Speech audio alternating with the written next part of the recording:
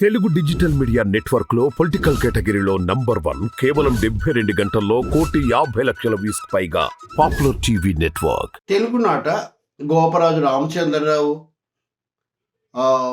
ఇంకా తాపి ధర్మారావు, త్రిపురనేని రామస్వామి ఇలాంటి గొప్పవాళ్ళు పుట్టారు. ఎన్నో సంస్కరణలు, సంస్కర్తలు. అటువంటి చోట ఇలాంటి అరాచక పాలన రావడం ఏంటి అని జయప్రకాష్ లోక్సత్తా అధ్యక్షుడు లేదా వ్యవస్థాపక అధ్యక్షుడు ఆయన ఆవేదన వెలిబుచ్చారు. రైట్, అరాచక పాలన మంచిది కాదు, దాన్ని ఖండిద్దాం, ఎదిరిద్దాం, ఓడిద్దాం చేతనైతే. కానీ బీజేపీ చెప్పే మత ఛాందసత్వం, సనాతన ధర్మాన్ని మీరు చెప్పిన పేర్లలో ఎవరైనా కానీ ఆమోదించారా? త్రిపురనేని రామస్వామి కానీ, గోరా కానీ, లేకపోతే తాపి ధర్మారావు కానీ, ఇంకా 2-3 పేర్లు చెప్పారు, నేను అన్ని చెప్పట్లేదు ఇక్కడ. పూర్తి వాళ్ళు సంస్కర్తలు కోరుకున్న దానికి, హేతువాదులు కోరుకున్న దానికి పూర్తి విరుద్ధంగా చేసేటటువంటి నరేంద్ర మోదీ రాజ్యాన్ని అదేదో ఆదర్శ రాజ్యం, అదైతే అభివృద్ధిలోకి వస్తుందని జయప్రకాష్ ఎలా చెప్తున్నారు?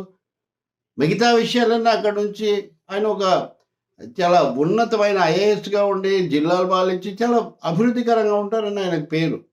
నిజంగా ఆ సంస్కర్తల ఆశయ రంగం నీవు నిలిచిన ఈ సంఘం అని ఎన్టీఆర్ కోడలు దిద్దిన కాపురంలో పాట పెట్టాడు.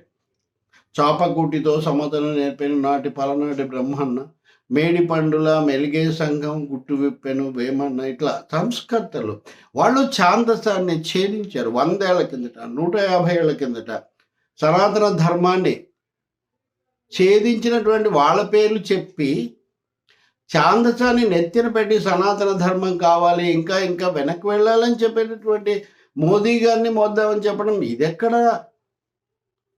విజ్ఞానం, ఇదెక్కడ లోక్సత్తా? ఇది లోక్సత్తా అంటే నేను ఇందాక చెప్పినట్టుగా సత్తా అంటే శక్తి, ప్రజాస్వామ్యం. ఇది ఎక్కడ ప్రజాస్వామ్యం అండి? లౌకిక తత్వం లేకుండా ప్రజాస్వామ్యం ఉంటుందా? మత ఛాందసము, లౌకిక తత్వం ఒక చోట ఉంటాయా? వివేకానందుడు ఏం చెప్పాడు? శాఖలు వీటన్నిటి మధ్య సమాజం చిన్నాభిన్నమైపోయింది, విభజన రాజకీయాలు, విద్వేష రాజకీయాలకు మతతత్వం మారుపేరు అనే అక్కడికి సుప్రీంకోర్టు కూడా ఈ మధ్య 2-3 సందర్భాల్లో హెచ్చరించింది. అటువంటి అప్పుడు తెలుగు రాష్ట్రాలు, దక్షిణ భారతంలో ఈ మత రాజకీయాలు, ఛాందసత్వాలు కొంచెం తక్కువగా ఉన్నాయి. దానికి కారణం ఇక్కడ వామపక్ష కమ్యూనిస్టు ఉద్యమాలు, పోరాటాలు, సంస్కర్తలు, వాటికి పూర్తి విరుద్ధమైనటువంటి, పూర్తి తలకిందులు చేసేటటువంటి బీజేపీని మోస్తే, బీజేపీ వస్తే అరాచకం పోయి ఇక్కడ ప్రజాస్వామ్యం ప్రవర్ధిల్లుతుందని చెప్పటం, అసలు దేశంలో ప్రజాస్వామ్యాన్ని కూడా కాపాడుకోవాలి కదా. కాబట్టి నేను మళ్ళీ చెప్తున్నా, బలపరచండి, ఓటేయండి, ప్రచారం కూడా చేయండి, నాకేం అభ్యంతరం లేదు. కానీ మీరు చెప్పిన గోపరాజు రామచంద్రరావు, మీరు చెప్పిన త్రిపురనేని రామస్వామి, మీరు చెప్పిన తాపి ధర్మారావు పూర్తి విరుద్ధం వీటికి. దేవాలయాల మీద బూతు బొమ్మలు ఎందుకని పుస్తకం రాశారు తాపి ధర్మారావు. ఇప్పుడు ఆ పుస్తకాన్ని వీళ్ళు కనీసంగా అనుమతిస్తారు? అట్లాంటిది వస్తే కురుక్షేత్రం, శంభుకవధ లాంటివి రాసిన త్రిపురనేని రామస్వామి, గోరా సరే ఇంకా దేవుడు లేదు అని రచన. కాబట్టి ఊరికినే పేర్లు వల్లించటము, పెద్ద పెద్ద మాటలు చెప్పడం కాదండి. కనీసమైన సత్యాన్ని ఆమోదించాలి, ఆవిష్కరించాలి. ఆ తర్వాత ఎవరి విధానం నేను లేదు, నాకు అది నచ్చదు, ఏది ఏమైనా నేను మోదీని బలపరచదలుచుకున్నాను, ఏది ఏమైనా బీజేపీతో వెళ్ళదలుచుకున్నాను, ఎన్డీఏ రావాలని నేను కోరుకుంటున్నాను, లక్షణంగా కోరుకోండి, దానికి ఏముంది. కానీ దానికి మీరు వేస్తున్నటువంటిది వీళ్ళు తప్పు కాబట్టి వాళ్ళు రైటు. ఇదే కదా బిన్ లాడెన్ WTC టవర్ల మీద అవి కూల్చేసినప్పుడు అమెరికా వాళ్ళు మీరు టెర్రరిస్టులతో ఉన్నారా లేక మాతో ఉన్నారా అని అడిగేవాళ్ళు. అంటే ఉంటే వైసీపీతో లేదా టీడీపీతో ఉండాలన్నమాట, అంతేనా? బీజేపీతో ఎందుకు ఉండాలండి? నిజానికి బీజేపీ వైసీపీతో కూడా ఉంది కదా. దాన్ని ఏమంటారు? బీజేపీ ఆశీస్సులు లేకుండానే వైసీపీ ప్రభుత్వం ఎంతకాలం పాలిస్తుందా? చంద్రబాబు నాయుడు ఎంతగా తిరిగి వాళ్ళని ప్రసన్నం చేసుకొని పొత్తు పెట్టుకున్నారు, ఈ విషయం జేపీకి తెలీదా? కాబట్టి ఆయన బలపరచదలుచుకున్నారు. ఓకే, మరి అటువంటి అప్పుడు పార్టీలకు అతీతం, రాజకీయాలకు అతీతం, నేను చాలా సర్వాతీతం అన్న పద్ధతిలో మాట్లాడడం ఎందుకు? కార్పొరేట్ ప్రయోజనాలకు, మత రాజకీయాలకు, కేంద్రీకృత ఏకవ్యక్తి పెత్తనానికి పట్టం కట్టదలుచుకుంటే దానికి ఏం అభ్యంతరం లేదు. అలాగే రాజధానులు, అలాగే వెనుకబడిన ప్రాంతాలు, అలాగే వికేంద్రీకరణ ఇలాంటి ఏ విషయానికి కూడా అక్కడ సమాధానం లేదు. ఉన్నదంతా కూడా ఉన్న వాళ్ళకు దోచిపెట్టడమే. ఇందాక కూడా ఏదో ఛానల్‌లో వాళ్ళు సమ్మిట్ పెడితే అక్కడ మాట్లాడుతున్నారు. చప్పట్లు కొడుతూనే ఉన్నారు. చాలామంది ఈ దేశంలో అటు మొగ్గిన వాళ్ళు ఉన్నారు. మొగ్గొచ్చు, దానికి ఏముంది? కానీ నిలబడాలి కదా! రాష్ట్రం కోసం నిలబడాలి కదా! మిగిలినది ఎట్లా ఉన్నా. పేరేమో రాష్ట్రం కోసం, చేసేదేమో రాష్ట్రీయ స్వయం సేవక్ సంఘం కోసం. ఏం న్యాయం అండి? ఏ విధమైన హేతుబద్ధత ఉంది దీంట్లో? బుద్ధిగా లేదు. సో, నేను మళ్ళీ చెప్తున్నాను, ఒక ప్రజాస్వామికవాదిగా నా అభ్యంతరం ఆయన బలపరుస్తున్నందుకు దానికోసం ఇస్తున్నటువంటి అసంబద్ధమైన సమర్థన వివరణ. దానికి మీరు మత రాజకీయాలను ఖండిస్తారా లేదా? బీజేపీకి సంబంధించినవి. ఆంధ్రప్రదేశ్కు ప్రత్యేక హోదా నిరాకరించడం వలన మోదీ ప్రభుత్వ వైఖరిని ఖండిస్తారా లేదా? రాష్ట్రం ఈ విధమైన ఆర్థిక దుస్థితిలో ఉండడానికి కేంద్రం పాత్ర కూడా ఉందా లేదా? ఇప్పుడు జగన్మోహన్ రెడ్డి మీద విమర్శతో పాటు గతంలో చంద్రబాబు ప్రభుత్వం కూడా దీనికి పాత్ర వహించిందా లేదా? అసలు మొత్తం ఈ మోడల్, ఈ నమూనాను మార్చాల్సిన అవసరం ఉందా లేదా? ఇవి చెప్పకుండా ఇంకా పై మాటలు చెప్తే ఉపయోగమే ఉంది. రేపు కూడా ఇలాగే ఉంటుంది.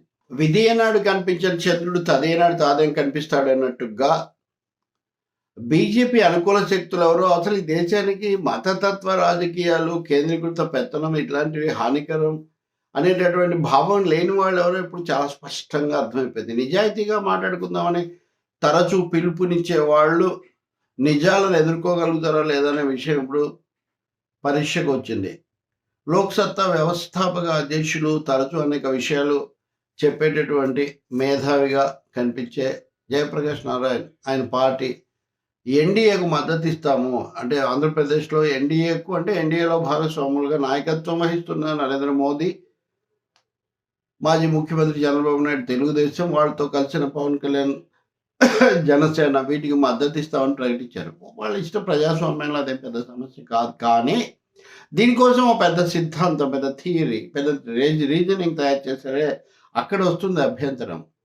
పెట్టుబడులు తెచ్చేవాళ్ళు, సంక్షేమాన్ని అభివృద్ధిని సమతుల్యం చేసేవాళ్ళు, ఉపాధి కల్పించేవాళ్ళు, సంపద పెంచేవాళ్ళు, దీర్ఘకాల దృష్టి కలిగిన వాళ్ళు, అరాచకం లేకుండా చూసేవాళ్ళు, ఇటువంటి వాళ్ళు కాబట్టి వాళ్ళకి చేస్తున్నాము, చేయాలి అన్న పద్ధతిలో ఆయన మాట్లాడడం ముందే అక్కడ అసలు బొత్తిగా వాస్తవాలతో పొంతం లేదు.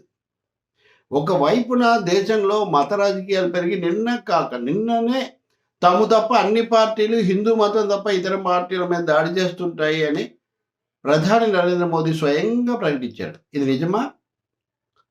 అయోధ్యలో రామమందిర ప్రతిష్ఠ జరిగినప్పటి నుంచి మతపరంగా ఎన్ని విన్యాసాలు చేస్తున్నారో చూడట్లేదు ఎవరు.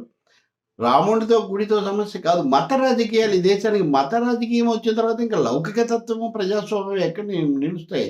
లోక్సత్తా అంటేనే ప్రజాస్వామ్యం కదా, ఇంకెక్కడ ప్రజాస్వామ్యం ఉంది? వాస్తవానికి జయప్రకాష్ నారాయణ ఏ రోజు మత రాజకీయాలు అని బీజేపీలో అన్నటువంటిదే లేదు. చాలా అటు ఇటు తిప్పి అది పెద్ద సమస్య కాదు, ఇది కాదు, అది కట్టుకోవచ్చు. ఈ దాటవేత, పరోక్ష సమర్థన, ప్రత్యక్షమైనటువంటి వత్తాసు, రైతాంగ ఉద్యమం దేశమంతా అట్టుడిగిపోతుంటే రైతుల కోరికలు అంగీకరించడం హానికరం, ఈ ఆందోళనను వ్యతిరేకించాలని పిలిపించినటువంటి వ్యక్తి అంటే నరేంద్ర మోదీని, అంటే more loyal than the king అన్న పద్ధతిలో బీజేపీని బలపరిచినటువంటి నేపథ్యం ఆయనకు ఉంది. ఇంకా ఆంధ్రప్రదేశ్ను తీసుకుందాం. ఆంధ్రప్రదేశ్ అభివృద్ధికి ప్రత్యేక హోదా లేకుండా వస్తుందని నేను భావిస్తున్నాను. పవన్ కళ్యాణ్ హైదరాబాద్లో రౌండ్ టేబుల్ కాన్ఫరెన్స్ పెట్టినప్పుడు దాంట్లో అసలు ప్రత్యేక హోదా కింద ఎంత డబ్బులు వస్తాయి, ఒక 70,000 కోట్లు ఎంత వస్తాయని ఒక లెక్క వేసిన అవి వచ్చాయా? అంటే ప్రత్యేక హోదా నిధులు కూడా ఇవ్వకుండా కూడా ఆంధ్రప్రదేశ్ అభివృద్ధి చేయొచ్చా? చిలకలూరిపేట సభలో మోదీ కానీ కనీసం ప్రత్యేక హోదా గురించి మాట్లాడలేదు, మిగిలిన 2 పార్టీలు అడగలేదు అని విమర్శిస్తుంటే వాళ్ళు పూర్తి అభివృద్ధి తెస్తారు అని చెప్పడం ఏ విధంగా సంభవం? జగన్మోహన్ రెడ్డిది, వైసీపీది అరాచక పాలన, ప్రజాస్వామ్యం లేదు, ఇవన్నీ విమర్శలు చేశారు, ఒప్పుకుందాం. కానీ అది కూడా పేరు పెట్టి ఏం చేయలేదు మళ్ళీ అక్కడ కూడా సూటిగా. దాన్ని మళ్ళీ ఏదో రకరకాల పద్ధతులు. కానీ వాళ్ళని వ్యతిరేకించాలి అంటే వీళ్ళని బలపరచాలా? అంటే ఒకరికి వ్యతిరేకంగా వాళ్ళు తీసేస్తే వీళ్ళు అంతేనా? ఆర్థిక అభివృద్ధి అంటే దేశం 1.5 కోట్ల రూపాయల అప్పులో కూరుకుపోవడం ఆర్థిక అభివృద్ధి? జీడిపి గ్రోత్ గురించి ప్రపంచ బ్యాంకు తిరగేసి లెక్కలేసి చివరికి అది 7.4 8.4 దగ్గర ఆగిపోవడం అది అభివృద్ధి. ఇలా చెప్తూ పోతే చాలా లెక్కలు చాలా దారుణంగా ఉన్నాయి. ఏనాడు లేనంతగా రిజర్వ్ బ్యాంక్ దగ్గర నిల్వలు తెచ్చుకోవటం, నిల్వలు అంటే వాళ్ళు ఇస్తుంటారు డివిడెండ్, అది తెచ్చుకోవటం అభివృద్ధి. నోట్ల రద్దుతో అతలాకుతలం కావడం అభివృద్ధి. అసలు అమరావతికి సంబంధించిన నిధులు ఇవ్వకుండా 4 ఏళ్ల పాటు పాలించారు ఇద్దరు కలిసి కదా. రాజధానిని నిర్మించని కేంద్ర రాష్ట్ర ప్రభుత్వాల్లో ఉండి అది అభివృద్ధి. కాబట్టి జగన్ మీద విమర్శలు, జగన్ ప్రభుత్వం బాగాలేదు, జగన్ ప్రభుత్వం పోవాలని కోరుకోవచ్చు, ఎవరైనా ఓడించవచ్చు. కానీ ఏదో పెనం మీద నుంచి పొయ్యిలోకి పడి అంటారు అన్నట్టుగా దాన్ని తీసేయడం కోసం అసలు దేశంలో ప్రజాస్వామ్యం ఉందా? సుప్రీంకోర్టే ఘోషిస్తూ ఉంది. ఇప్పుడు కూడా సిఏఏ మీద, పౌరసత్వ సవరణ చట్టం మీద 200 సంఘాలు వేసిన కేసును విచారించి కేంద్ర ప్రభుత్వానికి ఒక నోటీస్ ఇచ్చారు. మాట్లాడితే అవినీతి గురించి మాట్లాడే వీళ్ళు కార్పొరేట్లు ఎలక్ట్రల్ బాండ్స్ కొనుక్కొని దాదాపు 7,000 కోట్లు ఒక్క బీజేపీకే ఇచ్చారు అని లెక్కలు తేలిస్తే 303 మంది సభ్యులు ఉన్న మాకు పార్లమెంట్లో ఇంకా ఎక్కువ రావాలి అని అమిత్ షా మాట్లాడితే అది వీళ్ళకేం కనపడదా? కాబట్టి ఇక్కడ అవినీతి అనండి, కేంద్ర ఆధిపత్యం అనండి, ఆంధ్రప్రదేశ్కు న్యాయంగా రావాల్సిన వాటిని నిరాకరించటం అనండి, అమరావతికి సహాయం చేయకపోవటము, పోలవరం పూర్తి చేయకపోవటము, వెనుకబడిన ప్రాంతాల అభివృద్ధి లేకపోవటము, విశాఖపట్నాన్ని బేరానికి పెట్టడము, కార్పొరేట్లకు కట్టపెట్టడము, ఇటువంటివన్నీ ఈ విషయాల్లో వైసీపీకి టీడీపీకి పెద్ద తేడా లేదు కూడా. కానీ చంద్రబాబు నాయుడు ఒక అడుగు ముందు ఉంటారు, ఎందుకంటే ఆయన ఇన్వెస్టర్ ఫ్రెండ్లీ అది ఇది అంటారు కదా. జగన్ సంక్షేమం ఎక్కువ, ఆయనేమో in the welfare vision, in the hitech vision అన్నారు. రెండింటినీ బ్యాలెన్స్ చేస్తామన్నారు. చేయండి, మీరు చేయండి, కావాలంటే మీరు కలిసి రండి. అంతేగాని బీజేపీ దాని మత రాజకీయాలతో ఎన్డీఏ రాష్ట్ర ప్రభుత్వాల మీద విపరీతమైన దాడి, రాష్ట్రాలు లేకుండా, భిన్న మతాలు లేకుండా, రైతాంగ ఉద్యమాలు లేకుండా, ఆంధ్రప్రదేశ్ అవసరాలు తీరకుండా ఇంకా ప్రజాస్వామ్యం ఏంటి, ఉపాధి ఏంటండి? కాబట్టి ఇక్కడ సూటిగా బలపరిచే బదులు బయట దానికి మళ్ళీ పెద్ద ముసుగేసి అభివృద్ధి అంటే నిజమే, సంక్షేమం ఒకటే అభివృద్ధి కాదు. కానీ కార్పొరేట్లు ఒకటే కూడా అభివృద్ధి కాదు. కార్పొరేట్లు పెరిగిపోతాయి. చాలామంది ఆయన ఎప్పుడు చెప్తూ ఉంటారు, కార్పొరేట్లు అంటే చాలామంది ద్వేషిస్తున్నారు, వాళ్ళేమి ఇది కాదు అది. ఎవరు ద్వేషించాడు? కానీ వాళ్ళ వ్యాపారాలు వాళ్ళని చేసుకోమనండి. 15 లక్షల కోట్లు 20 లక్షల కోట్లు కార్పొరేట్లకు రాయితీలు ఇస్తేనేమో అది ప్రజాస్వామ్యం. మామూలు పేద ప్రజలకు సంక్షేమం లేవిడీలు అని మోదీ కూడా ఎగతాళి చేశారు. మళ్ళీ వాళ్ళు అవే ఇస్తారు. అసలు ఆ మాటకు వస్తే ఇప్పుడు వైసీపీ ప్రభుత్వం ఇస్తున్న దానికంటే మేము ఇంకా ఎక్కువ ఇస్తామని చంద్రబాబు నాయుడు చెప్తున్నారే, మరి దాన్ని ఎలా సమర్థిస్తారు?